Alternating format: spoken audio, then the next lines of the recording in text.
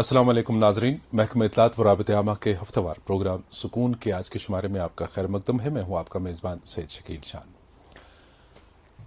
आज मैं ज़ाती तौर खुश हूं और हमारे इस प्रोग्राम के लिए भी खुशनसीबी की बात यह है कि आज हमारी वादी के सपूत जिन्होंने अपने हुनर, अपने फ़न से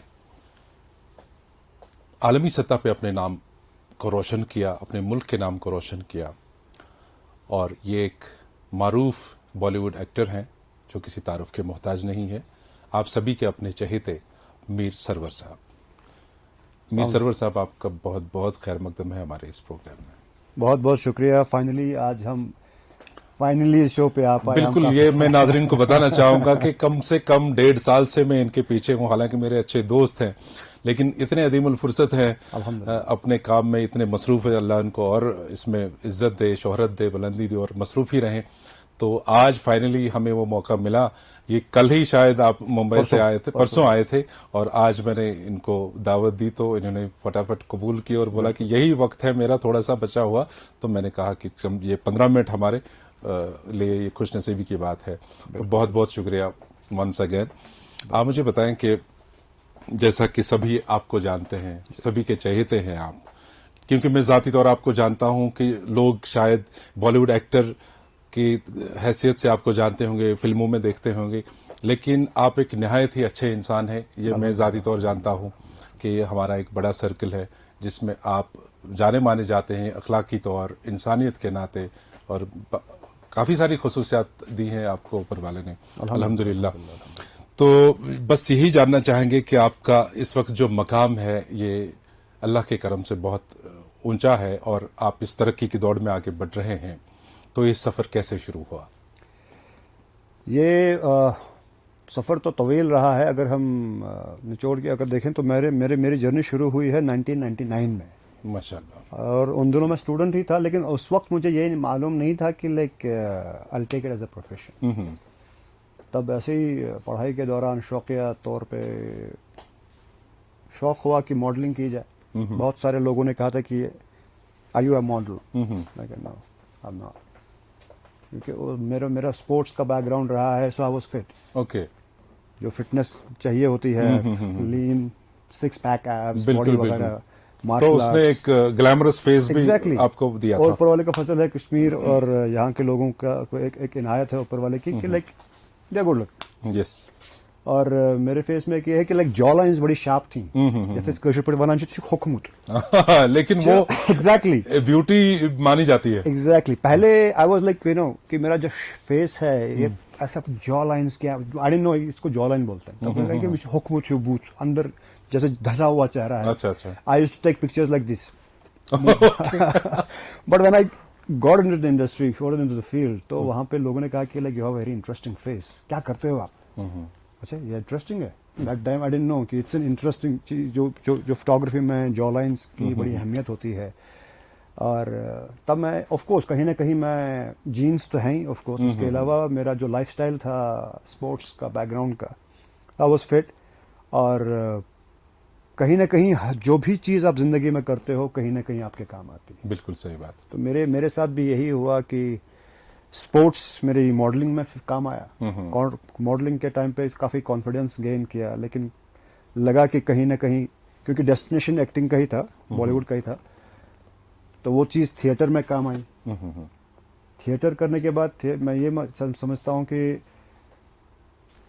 ट्रांसफॉर्मेशन जो मेरा हुआ है as a person, as an actor, complete transformation theatre की वजह से हुआ। बिल्कुल। तो चूंकि आप 99 की बात कर रहे थे, आपने मूव तभी किया था बॉम्बे? नहीं, अब मैं दिल्ली में पढ़ाई कर रहा था। अच्छा, दिल्ली में पढ़ाई कर रहे थे। बॉम्बे तो मेरा सफर बॉम्बे का 2013 से शुरू हुआ जी, लेकिन उसके बाद दिल्ली में ही थिएटर मैंने 2001 में शुरू किया था। अच्छा। और काफी टाइम तक बापीदा हमारे, क्योंकि मैंने पहला नाटक किया है बापी बोस, उसके बाद MK Raina sir, national school of drama के कुछ वर्कशॉप्स भी किए थे यहाँ पे, और 1-2 में मैं एज ए स्टूडेंट था, जो तीसरा था उसमें मैं एज ए फैकल्टी था। मैंने एक डायरेक्ट किया था उसमें एक छोटा सा स्किट प्ले, और खुद एक्ट भी किया था। बिल्कुल। और उसके बाद फिर काफ़ी चीज़ें चलती रही। यहाँ पर एक 2005 में कश्मीर आख दलील लोलज नाम की फिल्म भी बनी थी। तारिक जावेद साहब उसके प्रोड्यूसर हैं, अरशद मुश्ताक साहब ने डायरेक्ट की थी। और उसके बाद फिर से वापस चला गया। अच्छा। और बहुत सारे लोगों ने कहा था ये कौन है, इसका कुछ लुक इंटरेस्टिंग सा है, अलग सा है। तब इतनी कॉन्फिडेंस नहीं थी, आई थॉट लाइक, बिल्कुल। लेकिन हमारे एक यहाँ पे ऐसा है कि एनकरेजमेंट की बड़ी कमी रहती है। ये सही बात। बहुत सारे लोगों ने कहा कि ये यहाँ का नहीं है, दिल्ली का है, ये जम्मू का है, वगैरह वगैरह। जूम करते हैं लोग चीजें। और आई रिमेम्बर लाइक आयाश साहब के साथ मैंने 2009 में एक इन हाउस किया था, क्योंकि उसमें उस दौरान भी काफी लोगों ने पसंद किया था, और बहुतों ने कहा था कि ये यहाँ का नहीं है, बिकॉज आई डोंट नो कुछ Appearance चीजें से हैं, क्या चीज लगी कुछ उनको चीजें ऐसी? हैं जो यहाँ पे कुछ लोग तो हैं बड़े काफी एनकरेज करने वाले होते हैं, कुछ लोग होते हैं कि like they always try to discourage exactly. And motivate you. But ऊपर वाले के फजल से रहा कि मेरी कोशिश ही यही रही है कि सीखते रहें, खुद को कहीं ना कहीं और एनहांस कर लें, नॉलेज को जितना गेन कर सकते हैं करें। लोगों को सबको पता है यहाँ पे जितने भी इंडस्ट्री में है, कैमरा हमेशा मेरे साथ होता है, सही। It was always with me. और कल्चरल एकेडमी का फोटोग्राफी का अवार्ड भी है मेरा, वीडियोग्राफी का काफी शौक रहा है। और जो हमने कश्मीर डेली फिल्म बनाई थी उसमें तकरीबन आधा मैंने खुद से as a cinematographer, I was playing the lead character in the film. Okay, yes. और उसके बावजूद मैंने उसका कैमरा भी किया। तो वो एक जर्नी थी, वो एक पैशन था कि यार कुछ बनाना है, कश्मीर फिल्म इंडस्ट्री को आगे बढ़ाना है। आज की तारीख में काफी सारे यंगस्टर्स हैं जो अच्छा काम कर रहे हैं, बिकॉज प्लेटफॉर्म इज देयर। आज की डेट में सोशल मीडिया की बदौलत बिल्कुल बहुत सारे यंगस्टर्स अच्छा काम दिखाने का मौका मिल रहा है। लेकिन जब मैं 2009, 10, 11 की बात कर रहा हूँ, सबको मैं कहता कि यार at least let's work on the Kashmir film industry, यहाँ की फिल्में बनाते हैं, nothing against any department as such. मैंने कहा कि why do we completely depend on Doordarshan या इंडिपेंडेंटली, जैसे तो सवाल यही आया कि क्या करें। मैंने कहा यार कहाँ देखा जाए तो 10 साल 15 साल पहले भोजपुरी इंडस्ट्री नाम की चीज नहीं थी। टुडे आज की बड़े बड़े एक्टर्स वहाँ पे आते हैं, अमिताभ बच्चन जैसे बड़ा नाम वहाँ पे काम करते हैं, उन्होंने भी फिल्म की है वहाँ पे। ऐसा मतलब ये नहीं है कि लाइक बड़ी बात है। या पंजाब तो खैर that was always there, south की इंडस्ट्री तो दैट्स एन इंस्पिरेशन। हर कोई चीज तो यहाँ की इंडस्ट्री में पोटेंशियल है। 1927 में यहाँ पे एक फिल्म बनी थी एक जमाने में, आलमारा से पहले, लेकिन राजा हरिश्चंद्र 1914 में बनी है शायद। और तब से एक बड़ा सा गैप रहा बहुत मजरात तक, 60s की बात। बिल्कुल। और 60s के बाद फिर से बड़ा गैप आया। बाकी फिल्में बनी हैं, उसके बाद फिर टीवी की दूरदर्शन की फिल्में बनी हैं, हवा खातून वगैरह बनी हैं, फीचर फिल्में कम बनी हैं। तो बट ये है कि अभी की डेट में people are like you know Kashmir subject पे फिल्में बनानी है। बॉलीवुड वाले भी आ रहे हैं, but there could be many factors, subsidy is one of the factors. सही बात। बट पैशनेटली कौन फिल्में बनाना चाहता है वो तो काम देखने के बाद ही पता चलेगा। और सरवर भाई, जैसे कि एक तवील सफर का आपने अभी जिक्र किया, फोटोग्राफी का, इसमें आपका शौक, आप स्पोर्ट्स पर्सन थे पहले और उसकी वजह से आप गुड लुकिंग थे तो लोगों ने किया। मीर सरवर एज एक नामी गिरामी बॉलीवुड एक्टर, ये टैग कब मिला, किस मूवी से मिला आपको? ये तो मुन्नी के अब्बा बजरंगी भाईजान पहली अच्छा, फिल्म मेरी रिलीज हुई थी, वो वहां पे अभी भी काफी सारे लोग मुन्नी के अब्बा नाम से जानते हैं। जी जी बिल्कुल।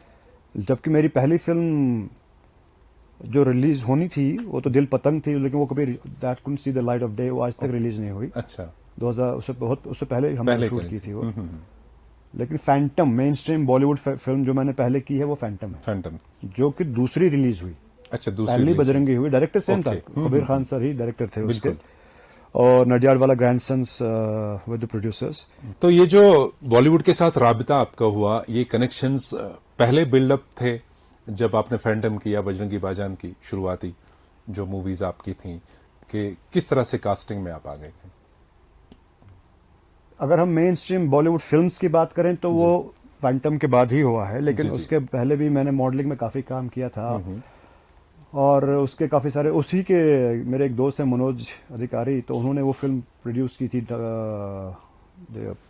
दिल पतंग। दिल पतंग, हम। और उनके साथ मैंने इंडिगो के एड्स वगैरह किए थे, काफी सारा काम किया था मॉडलिंग के दौरान। लेकिन अल्टीमेटली अगर हम बॉलीवुड की बात करें तो वो बजरंगी भाईजान फैंटम के बाद ही उसके बाद ही वो उसके बाद ही शुरू हुआ। और मैंने 14 में शिफ्ट किया बॉम्बे। और लेकिन उसके बाद ये लगा कि अब तो 2 फिल्में हो गई, अब तो आसान है, लेकिन आसान कभी नहीं होता। आसान कभी नहीं होता, because it's an uncertain field, और इसका हर दिन आपकी एक नई स्ट्रगल बोलें या फिर जर्नी बोलें है। क्योंकि आफ्टर एवरी प्रोजेक्ट आपको अपने आप कहीं ना कहीं देखना है कि लाइक व्हाट नेक्स्ट।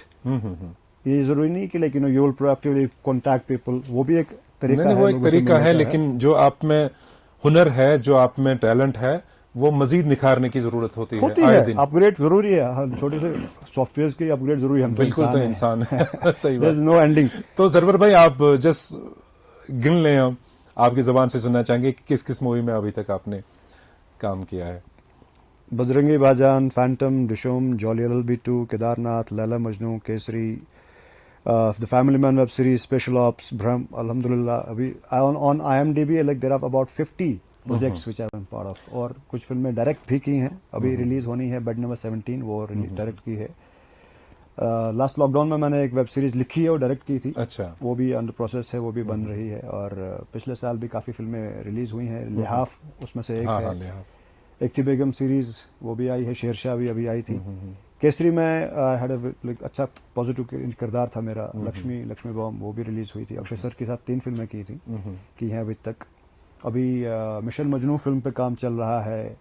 कुछ और फिल्मों पे अभी चल रहा है काम। यहाँ जो लोकल सतह पे आपने बनाई थी जी फिल्में, उनके बारे में थोड़ा सा। बिल्कुल जो हम कश्मीर डेली, जो हमने, जिसमें खान साहब हुसैन खान डायरेक्ट किया था उन्होंने, और I was associate director of the same, lead character भी किया था। और हमने काफी मल्टीपल चीजों का जैसे कि मैंने कहा, कैमरा भी मैंने उसमें इस्तेमाल किया, यूज किया है। और काफी सारे डायलॉग सीन्स को से करना है, तो हमने कलेक्टिवली एक टीम एफर्ट था वो। बिल्कुल। और एंड वी डिडंट नो कि वो बनेगा भी कि नहीं बनेगा। और but at the end of the day complete हो गया वो।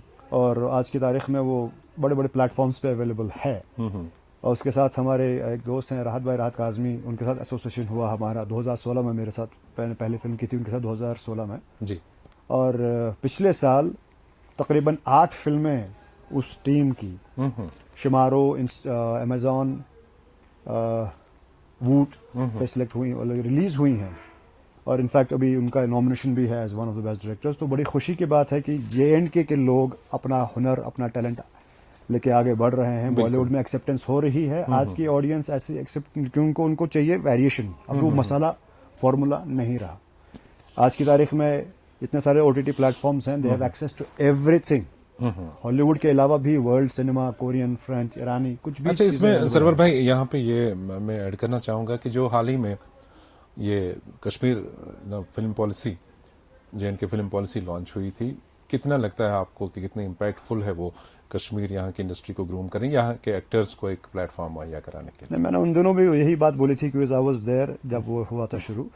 तो काफी सारे लोगों ने कहा था कि अपोज करें, इसमें हमारे लिए कुछ नहीं। मैंने कहा तब तक इसको अपोज ना करें जब तक आप वो देख ना लें कि there is nothing for you. Why don't you actually just submit a project, उस पे एक कहानी लेके चलें, एक फिल्म तैयार कर लें, अप्रोच कर लें, और उसके बाद अगर लगता है कि नहीं हो रहा, देन सेपरेट थिंग है, लेकिन कोशिश तो कर लो। कोशिश कर लें, बिल्कुल। बिना कोशिश किए ही आप हमें मना नहीं करना चाहिए, हमें अपोज नहीं करना चाहिए। It's a welcome step. I always use this word in every interview. ये एक वेलकम स्टेप है। और काफी सारे लोग फिल्म, अगर हम लखनऊ की बात करें, यूपी की बात करें, वो फिल्म पॉलिसी जो फिल्म बंधु वहां पे शुरू हुआ था, तो every other producer is making film in Lucknow. Same thing will happen in Kashmir definitely. चाहे क्या रीजन है, चाहे वो फिल्म पॉलिसी का जो सब्सिडी है वो फैक्टर है, चाहे कश्मीर को प्रमोट करने का फैक्टर है, but it definitely is a welcome step. और ये काफी कश्मीर फिल्म इंडस्ट्री को बूस्ट करेगा, no doubt about it. Lastly ये जानना चाहेंगे सरवर भाई आपसे कि जो यंगस्टर्स आज कलेक्टिंग के फील्ड में आप जैसे होनहार अदाकारों को देख के इंस्पायर होते हैं कि हम भी इस फील्ड में आए, उनके लिए एक मैसेज कि क्या करना चाहिए उनको? अगेन, जब मैं हमेशा ये कहता हूं कि लाइक स्पेशली जो कश्मीर का यूथ है, JNK का यूथ है, लुक्स के हिसाब से तो everybody is a good looking person, लड़का लड़की जो भी है, लेकिन उसके अलावा काफी चीजें ऐसी होती हैं कि द वे यू स्पीक, आपका तलफ्फुज, आपका प्रोनाउंसिएशन कैसा है, आपको खुद के अपने हुनर पे काम करना है। मोबाइल्स, मैं हमेशा ये बोलता हूँ कि लाइक रिकॉर्ड योर वीडियोस, कोई भी सीन ले उसको रिकॉर्ड करें और then you can upload that on YouTube and share it on social media profiles की। विजिबिलिटी बड़ी इंपॉर्टेंट है। लुक के अलावा परफॉर्मेंस भी जरूरी है। वर्कशॉप्स करने का मौका मिले करें, थिएटर करने का मौका मिले करें, अपनी आवाज रिकॉर्ड करके सुने। हमें लगता है कि मैं अच्छा बोलता हूँ, लेकिन हम जब अपनी आवाज सुनते हैं तो खामियां हम पकड़ बिल्कुल, बार बार सुने तो वो खामियां नजर आती हैं। खामियां पकड़ पाते हैं। अपनी जबान पे काम करें, बॉडी लैंग्वेज पे काम करें, स्किल्स पे काम करें, सीखने की कोशिश करें. I should just keep garden खासा वो नहीं हाँ, होना वो चाहिए. एक क्या obstacle थोड़ी है. सी फेम अगर हमें मिले और we just change you know बस एटीट्यूड जैसे- टुवर्ड्स एवरीथिंग, वैसा नहीं करें. स्टे ग्राउंडेड, और जहां पर भी सीखने का मौका मिले, चाहे वो छोटे से सीखने का मौका मिले, ईगो साइड में रख के सीखो. बिल्कुल. अल्टीमेटली आगे जाके आपको फायदा होने वाला है. Thank you so much. Meenat Sarwar साहब, आप आज हमारे मेहमान बने और हमारे लिए वाकई खुशकिस्मती की बात है कि आज आपने मसरूफ तरीन शेड्यूल में से कुछ वक्त तो निकाला हमारे लिए. ये बायस फख्र बात है हमारे लिए. आपका बहुत बहुत शुक्रिया. नाजरीन से भी इजाज़त लेना चाहेंगे और साथ ही ये कहना चाहेंगे कि हमारे सोशल मीडिया पर ये सारे एपिसोड्स दस्तयाब हैं. DIPR-JK के नाम से हमारा फेसबुक पेज भी है और यूट्यूब चैनल भी है. वहाँ पे ज़रूर अपनी राय हम तक पहुँचा दीजिएगा. दीजिए अपने मेहमान और मेज़बान को आज के प्रोग्राम से इजाज़त. खुदा हाफिज़.